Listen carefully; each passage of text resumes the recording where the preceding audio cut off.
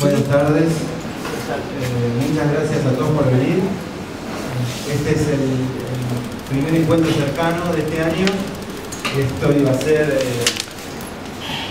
originalmente un ciclo bastante más humilde y gracias al apoyo de la Secretaría de Cultura y el secretario de la Serna y también de la biblioteca, cobró otras dimensiones y bueno, ahora hay que aceptar. Y hoy nos acompaña Jorge Chiesa, es el escritor invitado. Creo que a la mayoría yo ya veo que los volví locos todo este último mes y medio hablando desde Jorge. Muchos de ustedes lo conocen y vamos a tratar de recorrer un poquito la obra. Una cosa que me gustaría destacar es que todo este lío, toda esta producción hizo falta para sacar a este hombre del trabajo y que finalmente viniera acá a charlar con nosotros, porque yo desde hace mucho tiempo que quiero compartir un taller con él y es bastante difícil. Si bien Jorge es accesible y es, lo que es difícil es sacarlo del trabajo, ¿no? Es un tipo que labura un montón. Así que bueno, la idea es aprovecharlo hasta el último momento. No sé, bueno, ¿dónde te gustaría contar a vos? Donde quieras. Bueno, Jorge, una de las cosas más llamativas de Jorge es que es el único ganador en simultáneo de un primer premio de cuentos y un primer premio de poesía en el Soriano con los libros Nielsen y Dinamarca. No quiero ya arrancar a hablar de Nielsen porque me parece como un libro que se puede llevar toda la tarde. Pero bueno, por ahí la primera pregunta es esa: ¿cómo llegaste a participar al concurso? ¿Cómo fue la decisión de participar? ¿Cómo armaste los libros? ¿Cómo vino el tema ese de salir? Bueno, yo antes de trabajar mucho no trabajaba nada y tenía mucho tiempo para escribir. Y me tomé un buen par de años para hacer esos dos libros. En realidad venía haciendo talleres hace un montón, venía leyendo muchísimo. Y nada, eso lo estuve haciendo como 8, 9, 10 años. Y cuando fue el Soriano, bueno, tampoco se presentan tantas personas, así que no es un concurso de 200 personas, sino 50, 60 personas. Y en realidad eran los dos libros que yo quería armar y había tenido, la verdad que tuve mucho tiempo para armar esos libros. O sea que no fueron cuentos que presenté de golpe. Y después también, después de eso, digamos, me tomé también mucho tiempo para volver a publicar. No soy de publicar demasiado y tampoco me muevo mucho llevando editoriales, aunque ahora eso está cambiando un poco porque bueno, hay mucha más oferta de la que había antes. Pero yo creo que para publicar siempre hay tiempo y por ahí si uno se apresura, después por ahí se arrepiente.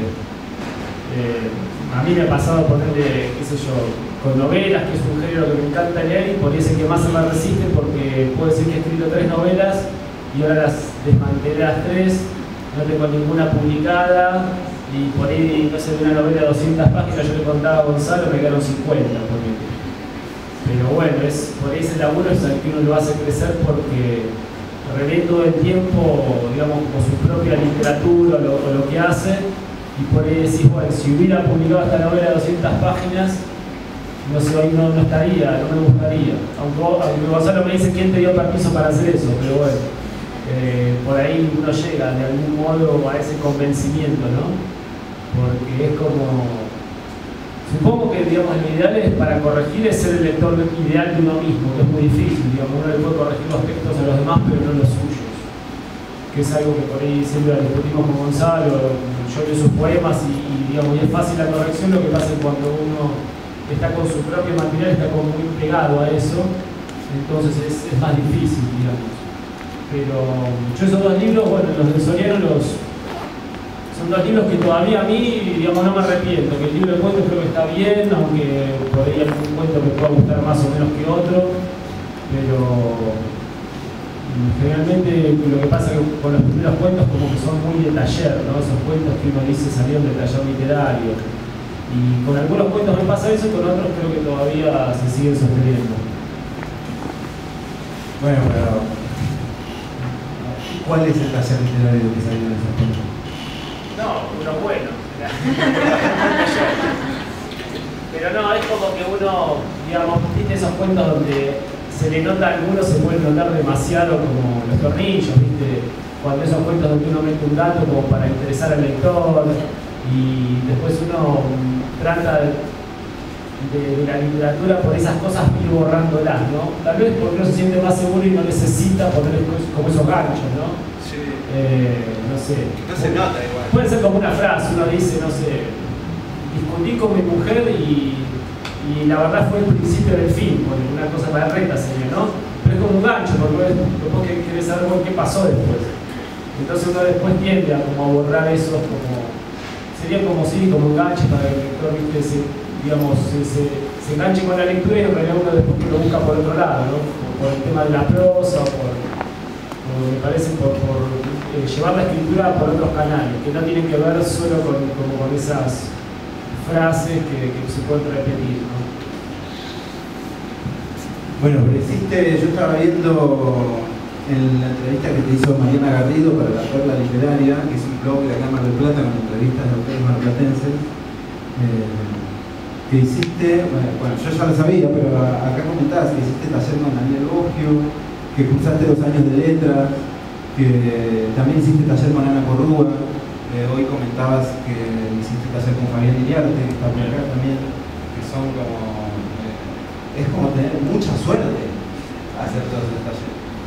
Sí, también tengo la suerte de por ir los fines de semana, algún sábado, algún otro sábado domingo, cuando lo hicimos me junto con Rafael Oteriño, que también es como, ¿no? Es un gran poeta, y bueno, con él compartimos charlas que para mí son bastante iluminadoras. Entonces sí, la verdad que tuve suerte y sobre todo también cuando empecé un poco en lo del bosque, que ahí me formé como narrador. Sí, después, qué sé yo, hay buenos talleres en la ciudad. Bueno, ¿cómo es hacer taller con Boggio? Yo me lo perdí. Y Boggio era un tipo muy particular, bueno, ahora falleció, ¿no? Pero era un tipo muy particular, salió muchísimo literatura, tenía un gran como timing para, digamos, uno le llevaba un texto que el tipo nunca había leído y el tipo decodificaba en 2 minutos de qué se trataba el asunto, por dónde estaba la salida, por ahí te analizaba hasta cómo eras vos como escritor, digamos, un tipo que era muy consciente, sobre todo digamos, no a nivel poesía, ¿no? Porque él era un narrador fundamentalmente, pero era un tipo que tenía una gran biblioteca encima y muy inteligente, digamos, un tipo intelectualmente muy preparado. Y después, bueno, después llega el momento en que uno por ahí se larga solo, ¿viste? Qué sé yo, los talleres igual siempre sirven, digamos, como espacio para compartir los textos, porque por ahí no es tanto que alguien te corrija o te diga todo el tiempo, pero como un lugar para corregir los textos propios o discutir con otros acerca de la literatura, o comentar textos o novelas, el taller me parece que siempre es positivo. Para ir a poco metiéndonos con tu trabajo más puntual, el público está autorizado a interrumpir esto cuando tenga ganas. La idea es que sea bastante más informal de lo que parece. Cuando yo releí en este tiempo todo de vuelta tu laburo. Y por ejemplo, me parecería razonable comparar la relación que hay entre Nielsen y un invierno ruso con la relación que hay entre una novela y un libro de cuentos. ¿Eso te suena razonable a vos? ¿Puedo decir por lo narrativo de los textos? Bueno, yo no soy poeta, yo soy narrador y por ahí cuando yo digo, bueno, escribí un libro de poesía, en realidad lo que estoy diciendo es, no sé, puedo tener un intento de escribir poesía en un contexto narrativo porque pienso en un argumento y generalmente no suelo escribir poemas aislados, aunque a veces uno los escribe. Me imagino como lo que yo llamo, lo que yo le digo poesía, pero en realidad a mí la poesía siempre me parece que es lo de los otros, lo que hace Oteriño, lo que hace Iriarte, porque digamos me toco ahí medio como de oído, qué sé yo, más allá de que bueno, a mí me conforme, me siento conforme con lo que termina saliendo y termina escribiendo. Pero son, digamos, contextos narrativos. Un invierno ruso es eso, termina contando una historia, aunque uno pueda identificar o determinado fragmento, ver si igual esto puede ser un poema, esto es un poema. Igual me parece que, no sé, no me gusta definir qué es la poesía, no sé qué es la poesía. Creo que, no sé si era Girri que decía que la poesía se la reconoce. Porque, digamos, si uno podría decir qué es la poesía, estaría obligado a escribirla, que es lo que decía Larkin, ¿no? Philip Larkin decía eso, ¿no? Si uno pudiera definir qué es la poesía, estaría obligado a escribirla. Entonces prefiero pensar, y me siento bastante identificado con eso que dice Larkin, que dice que el origen del poema generalmente nace de un concepto emotivo, digamos. Uno se obsesiona con algo, que hay como una emoción ahí, y uno tiene eso. Y después, Larkin dice, uno elabora un dispositivo verbal para transmitir esa emoción, que sería como el segundo paso. Y el tercer paso es cuando el lector, en otro tiempo, en otro lugar, se encuentra con ese texto y actualiza esa emoción que el poeta en su momento sintió. Eso sería, digamos, como los tres pasos de la poesía, según Larkin, y con la que yo me siento bastante identificado, porque yo trato, digamos, de capturar una emoción en lo que escribo, a veces más o menos veladamente. Digamos, ahí después tiene una cuestión entre lo sensible y la sensiblería, que son como cosas diferentes y es como un borde muy delgado, ¿no? Digamos, uno puede hablar del dolor sin decirlo y después, si no, puede decir qué dolor siendo, qué sé yo, regodearse, el poema termina siendo un mal poema, obviamente. Por eso es como una cosa que la tengo presente, ¿no? Lo de intentar transmitir una emoción o decir, como decía Faulkner, cosas conmovedoras del modo más conmovedoramente posible. Pero bueno, los tiempos cambian y por ahí las emociones y el modo en que la gente siente también va cambiando. Y uno tiene que estar como atento a eso porque de último es lo que se ve reflejado en lo que escribe. Bueno, para comentar algo de los libros, podemos decir que Nielsen es una serie de 80 poemas que hablan sobre Nielsen, precisamente, que es un hombre que se está muriendo en una camilla de un hospital. Digamos, ya es un tema escribir 80 textos sobre el mismo asunto y laburarlos poéticamente. Ese ya es todo un desafío. Invierno ruso son 4 series de poemas el primero, que es un invierno ruso precisamente, son 24 textos. El guardián de la piedra son 5. Ese tiene un poema más largo, ¿no? Sí. El guardián de la piedra. Punta Mogote son 30. Por eso decía, digamos, que es como me da la impresión de ser una especie de libro de cuentos en relación con Nielsen, que toma el desarrollo narrativo de un texto, de un tema en 80 textos. ¿Cómo es construir narración o contar algo en el marco del trabajo poético como Nielsen? ¿Qué sé yo? Ahí hay como muchas cosas, ¿no? Porque yo llegué a la poesía pensando que la poesía eran los poemas aislados, después digamos, uno con la generación de los 90 y qué sé yo, me empezó a ver que también se escribían poemas como series de poemas, ¿no? Como largos poemas continuos.